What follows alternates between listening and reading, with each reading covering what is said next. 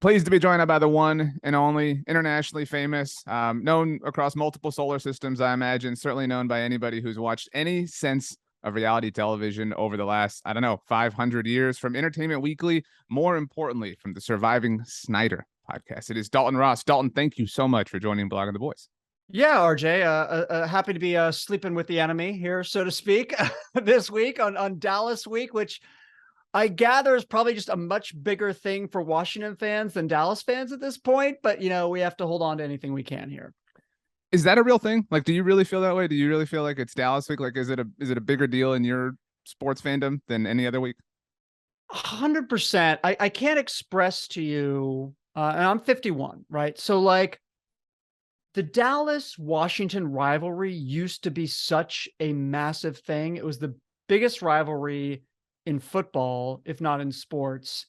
And there was such hatred in the rivalry, which is what made it so great. I mean, like, it started with George Allen when he came in and he just hated the Cowboys. I mean, actually, you know what? It extends all the way back to when the Cowboys became an NFL team, because I don't know if you know this or not, but they wanted to join the league, and the league had to have a vote, and the Washington owner was going to block it. But we had our fight song, right? Right. Hail to the Redskins, which is what it used to be. And so, but we didn't trademark it. So the Dallas owner trademarked the song and basically said, hey, you want your trademark back, vote me in. I mean, that's how far back the rivalry goes. And then you go to the 70s, and like, I remember in 79, there was a game to get into the playoffs, winner take all. And a florist outside DC sent a funeral wreath to the Cowboys in their locker room. And Harvey Martin put it in his locker all week. And then after the Cowboys won, dragged it to the Redskins locker room. You had Joe Bugle in the 80s giving the finger to Tom Landry across the field. I mean, it was there. It was awesome. And it's clearly not there anymore. And why should it be there? Both teams have not been good. Dallas has had some good seasons. We've had nothing for 30 years. I mean, literally nothing. We've won one playoff game this millennium. It's so, I still, just because I grew up in that, I hate them. Like, I'm in a fantasy league, RJ, with all Washington fans. And the one rule of our fantasy league is you're not allowed to draft any Cowboys players, because we never want to be in a position of rooting for a Dallas Cowboy. And so I think I just want that back, because I think it's good for both sides, right? Like, I think it's healthy. It's fun. It's a little bit WWE, but that's okay. But honestly, I'm the exception. I don't think you see the apathy in our state. You saw like it was 75% Eagles fans in our stadium last week. It's just pathetic, dude. It's sad. I'm with you. I love the pageantry and the like theatrics of a bitter rivalry. I'm not to be like too like whatever, but like, it's lame that they're all buddies and friends. Like, it's cool, fine, whatever. But like, I do miss it. To your point, I miss like burning helmets, ahead of the games. Yes. Like, that's all that stuff is so much fun. I'm 32, and so like, I can't really think of a time where it's been like, and honestly, the last two Washington division titles, I feel like, have been, more a product of the Cowboys' missteps. 2020, obviously, Dak Prescott being injured. 2015, Tony Romo being injured. So like, it's hard for me to like view them. Like, I've never really like been on Twitter and had Washington be a threat in my life. You know what I'm saying?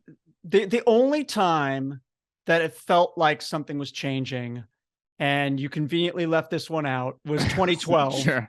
The Thanksgiving game was terrible. It's one of the worst memories of my life. Incredible. And then I was there at the winner take all game, Sunday Night Football in DC. And it was, that's when Alfred Morris went crazy on you all. Right. And, but it felt like, RJ, that was the only time in the past 3 years I was like, oh my God, we've got this quarterback who's revolutionizing the position. He's going to, and I was telling this to Danny McRae, who we had on our podcast the other day, who was on the field that day. And I said, it felt like we were going to run the division for 15 years. Like, watch out, everyone. And then, a week later, his leg cracks, and that's the end of that. So, but I understand what you're saying generally. Other than that, where it felt a little special and we had to win 7 straight, it's like every time we've won, it's by default. Mm-hmm. It's like we won with a 7-9 record. It's just like, you never feel good about it. It's nothing sustained.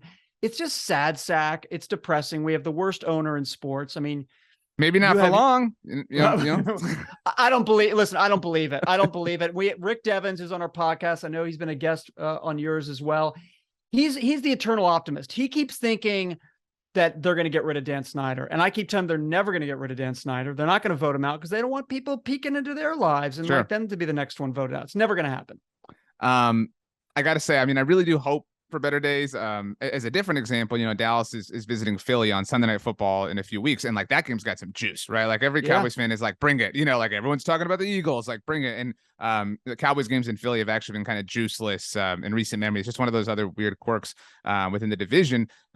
So you have the podcast. You are such a busy person. You do such a great job, you know, with a billion different things. I have no idea how you manage to sleep or function in your daily life. You're one of the best writers I've ever read, any subject matter. And so I always enjoy your Survivor recaps more than anything.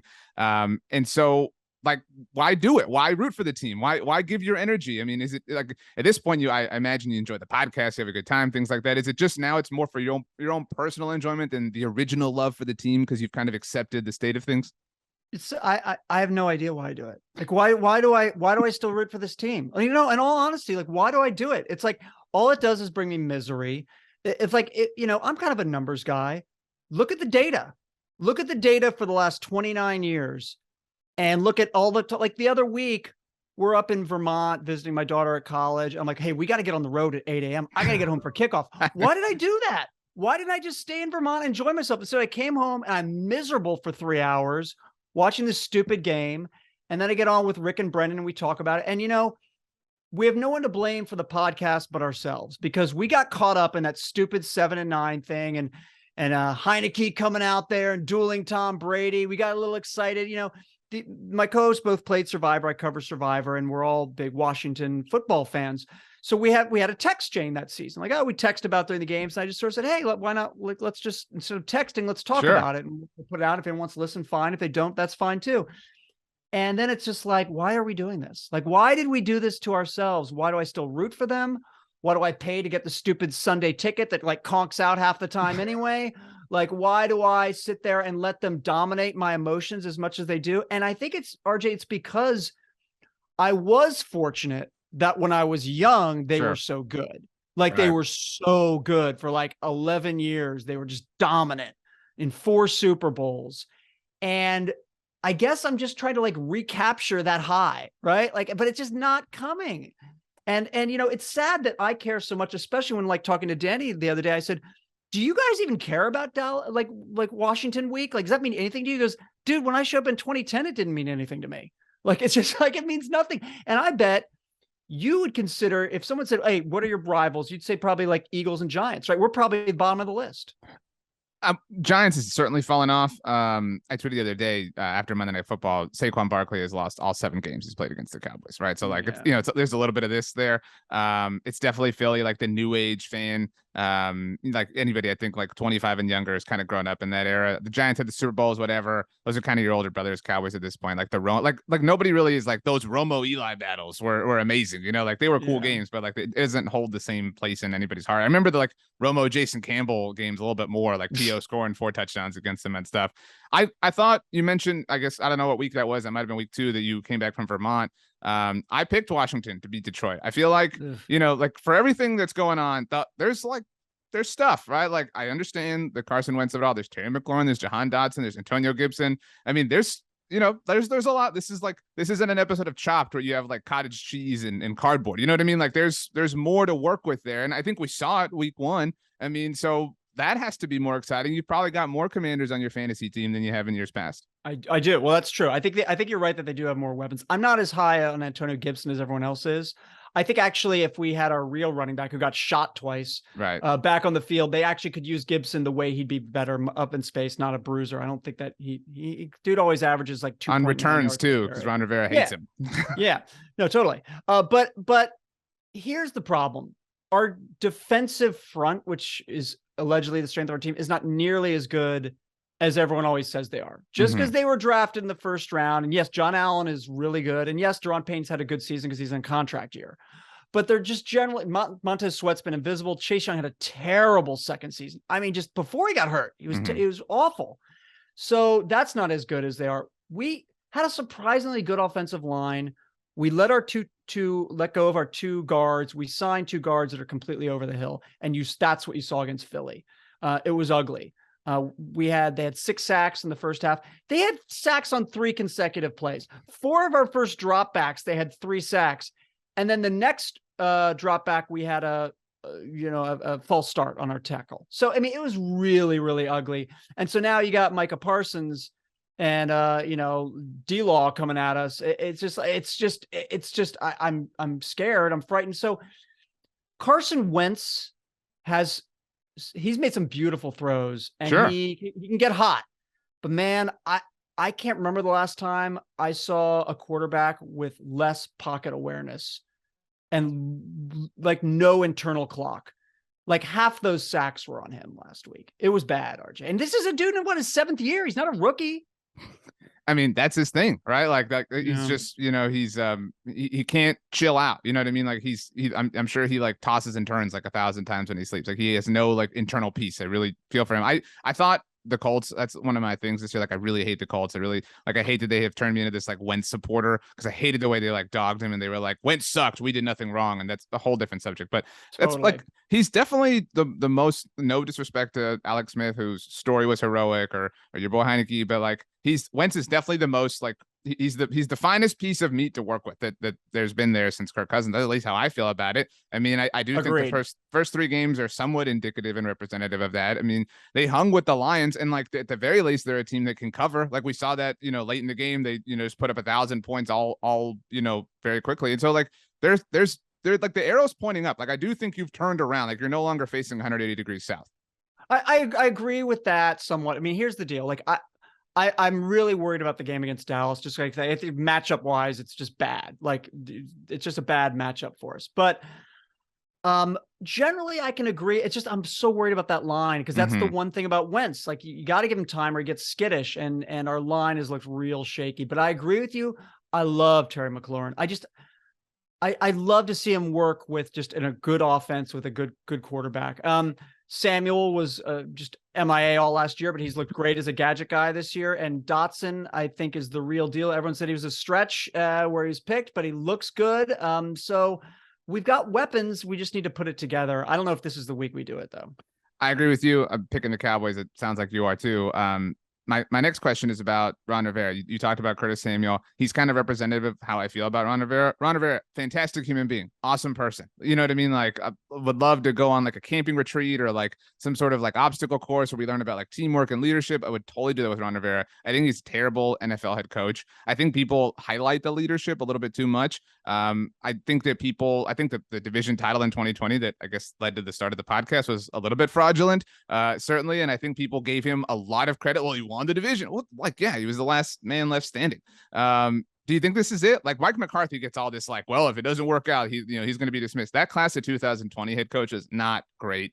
Joe Judge is already gone. See about McCarthy. Do you feel like Ron Rivera is on his last legs as the team's head coach? So I think our take on Ron Rivera on surviving Snyder, where I think I speak for all of us, where it's a little weird, RJ, because it's like, where was the franchise where he came in, right? So like we give him a lot of rope, because you said it. At least we have a leader of men. At least we have someone that's not going to embarrass our organization. Can I tell you how often we are embarrassed? I mean, like we are constantly embarrassed. We are a national punchline on a weekly basis for something terrible or embarrassing that's coming out of our franchise.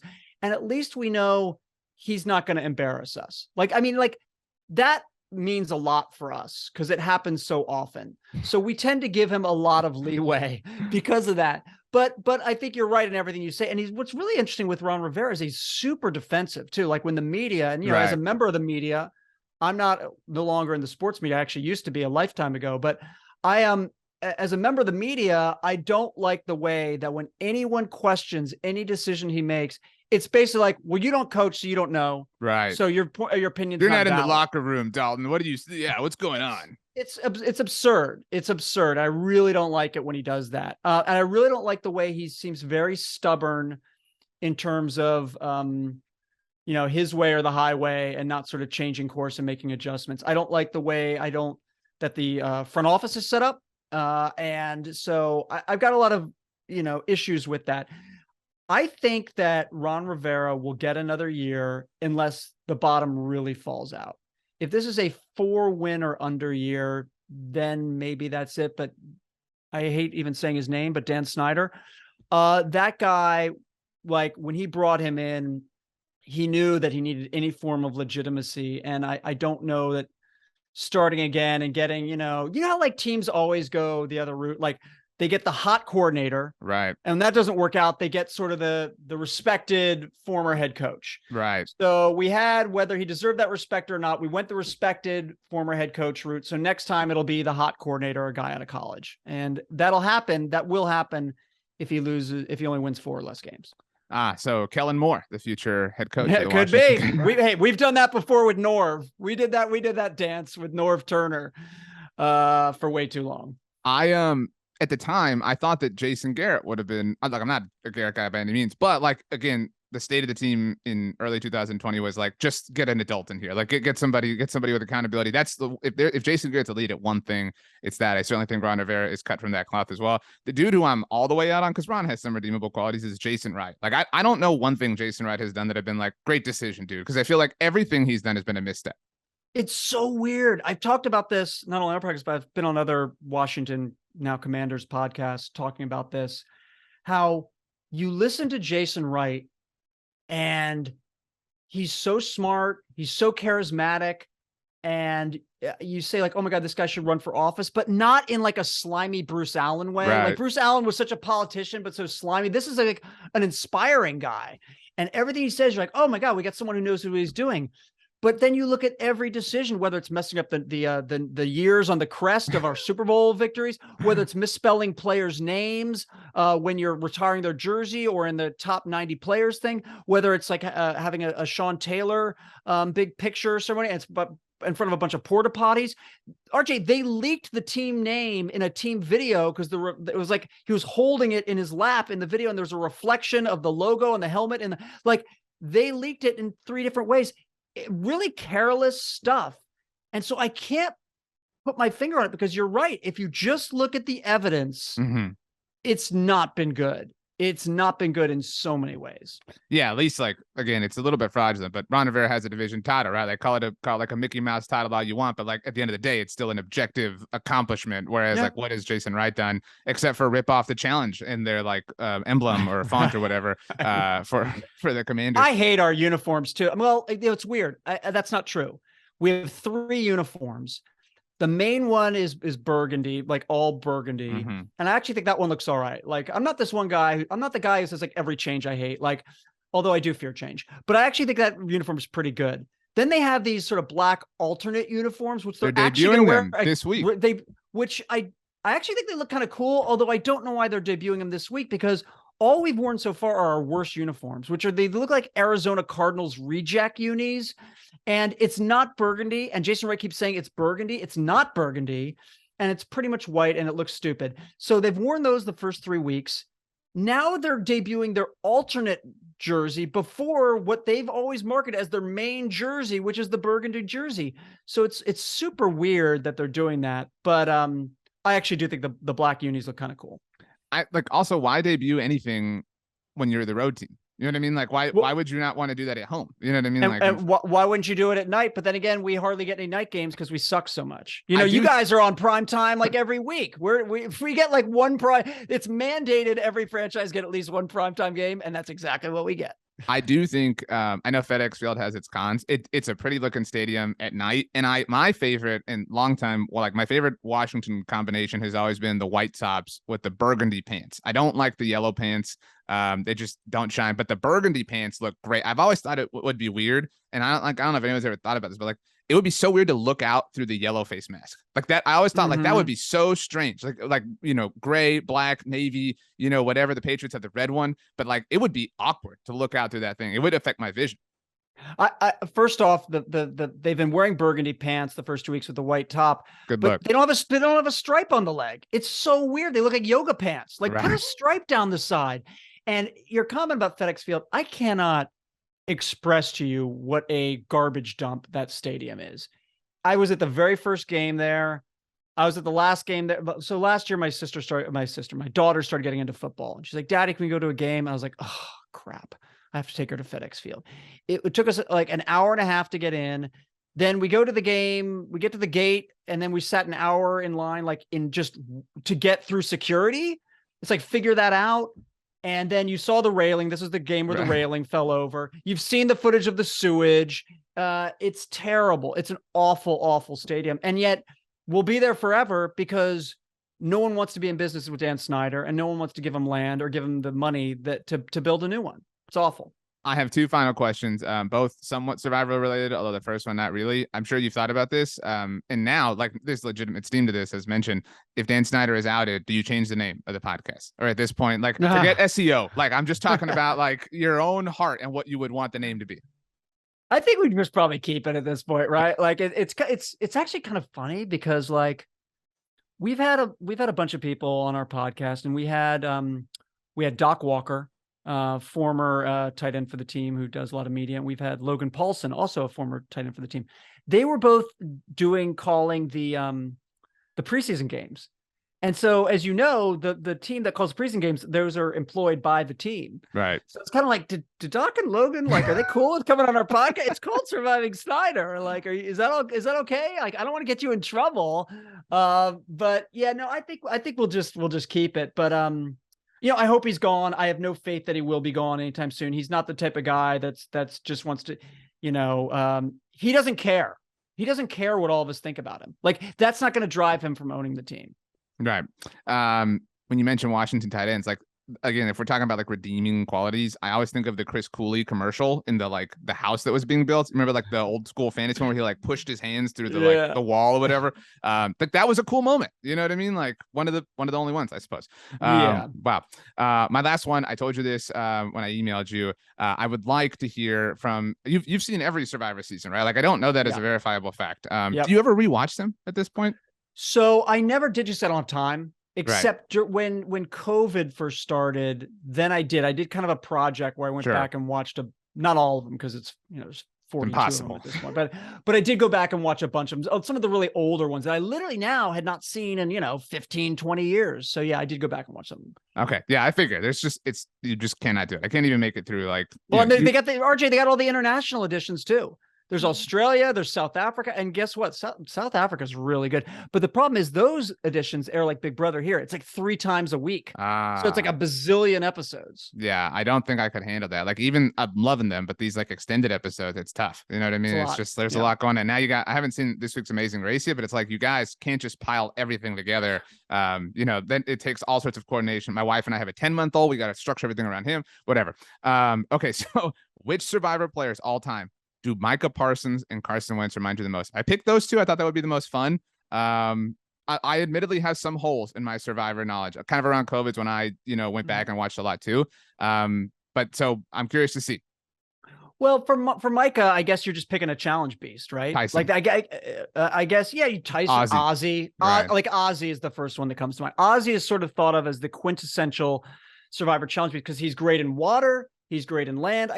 He's not great in puzzles. That's the one thing he's not great at. And that's why he eventually didn't win the South Pacific season. But he's the ultimate challenge beast. Micah Parsons is a beast on the field. I hate that he plays for you guys. I hate that you got him. And we got Jamin Davis. That's the worst. You guys drafted Micah Parsons. And then a few slots later, we got Jamin Davis, who can't even get on the field. It's just embarrassing. We did a what if, and I'll just sandwich this in quickly. On the NFC East show I told you about, or we pondered, Ponderosa puns, but like, do you regret winning the division in 2020? Because if like the Eagles throw in that game, because if they don't and you lose, then you're picking 11th in all likelihood. I mean, I'm usually the person that's always like, go for the higher draft pick. Like, don't try and win pointless, meaningless games.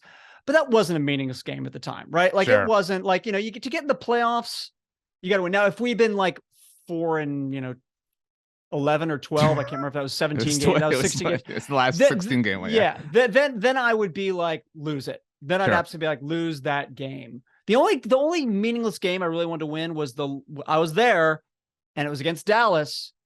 It was the last game ever at FedEx Field, and not FedEx, excuse me, RFK. Right. That was the game I wanted to win. And not only did we win it, but I stormed the field and I stole turf from the 50-yard line in the end zone. And like, just because it was Dallas, it was so lame too, RJ, because Dallas was really good that year. So you guys sat everyone. I think you were like 12-4, 13-3, right? And we were like 3-13. And yet, you know, we had some triumph because we beat a Cowboys team sitting every single starter in the last game ever at FedEx, at RFK. Like, that was our big flex. But that's the only time I wanted to kind of win a meaningless game. Wow. It's cool you stole the turf. Hanging behind me, I have a hook from the locker room at Texas Stadium because I toured it the day after the last game. So, you know, cut from the same cloth there. I also a little vandalism. I did knock out my seat back. I've got that as well. Well, you know, who hasn't done that? Okay. Statute of limitations. Carson Wentz. Where are we going here? This is the one I was more. I knew the Michael was going to be like an awesome player. So. Yeah, Carson Wentz is so hard. So what I'm going to try and do is try and think very positively about him. And I'm going to hope, and this, you know, I'm probably not going to feel positive about him Sunday in between 1 and 4 p.m. Eastern, but I'm going to try and say he's like Tony, in that Tony Vlachos, who was like, who's won the game twice. So he's amazing. He's arguably the best Survivor player ever. Carson Wentz is not the best quarterback ever, but Tony is crazy skittish. Like I can't express how he's like, so that's Carson Wentz in the pocket to me a little bit. Like, you know what I mean? Like Tony, like for Game Changers, when he showed up and he went out very early, that one. I don't know if you watched that season, RJ, but he literally, so they show up on the beach and he literally goes, I'm going looking for idols, and then sprints away from the entire tribe. I'm like, what are you doing? It's like just crazy talk. But that's the way Tony is. He's going 110 miles per hour. So what I'm hoping is Carson Wentz felt a little bit like Tony-esque in the pocket, just like not knowing what to do or where to go. So I'm hoping somehow that's going to translate into the greatness of Winners at War, and that Carson Wentz is going to somehow throw for 30 touchdowns this season and not get sacked every other play.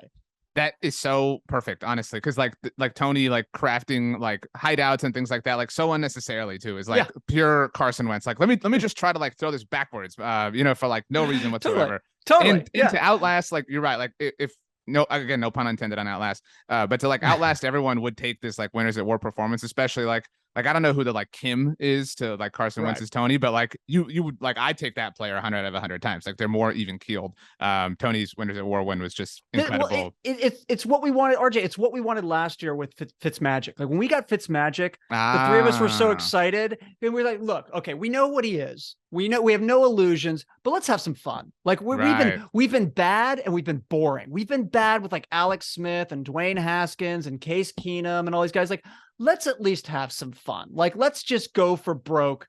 Give me the Fitzmagic. And then it lasted one quarter, unfortunately. Wow. He really is the Kim of all, like the Harvard guy and everything, like super smart, you know. Wow. Well done. Dalton, thank you so much for taking the time talking Commanders. I could talk Survivor, whatever. Just a super awesome, fun conversation. I wish you health, wealth, and happiness, but like pure and total sports misery, just for obvious reasons. Well, if history is our guide, then I'll be getting a heaping helping of it again this Sunday and every Sunday to come. Awesome. Thank you so much, Dalton. Thanks, RJ.